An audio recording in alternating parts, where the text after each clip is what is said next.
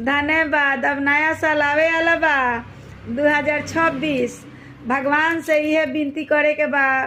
कि हे भगवान स्वस्थ सुरक्षित काया निरोगित वाले बच्चा सबके राखी, सब कोई के राखी अच्छा से खुशी से, कि खुश सब लोग रही तब हमरो वीडियो देखिए चाहे प्यार करी, कि सब कोई के अच्छा से राखी सलामत राखी।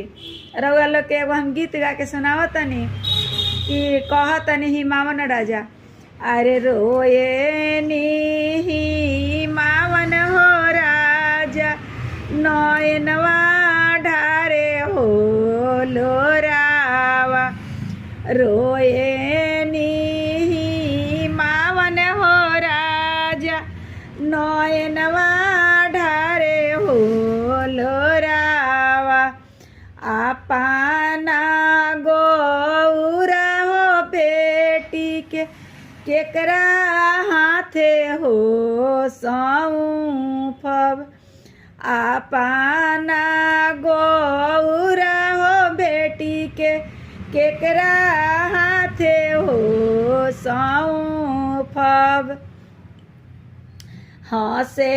नी शिव शंकर हो भोला, अरे मुखे खानी हो पनावा, हंसे नी शिव शंकर हो भोला मुखे खानी हो पनावा, आपना दुलारी है गौरा के हमरा हाथे हो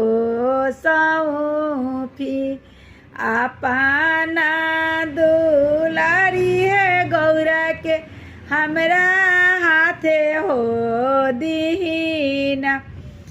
तो कहतनी हिमावन राजा कि मैं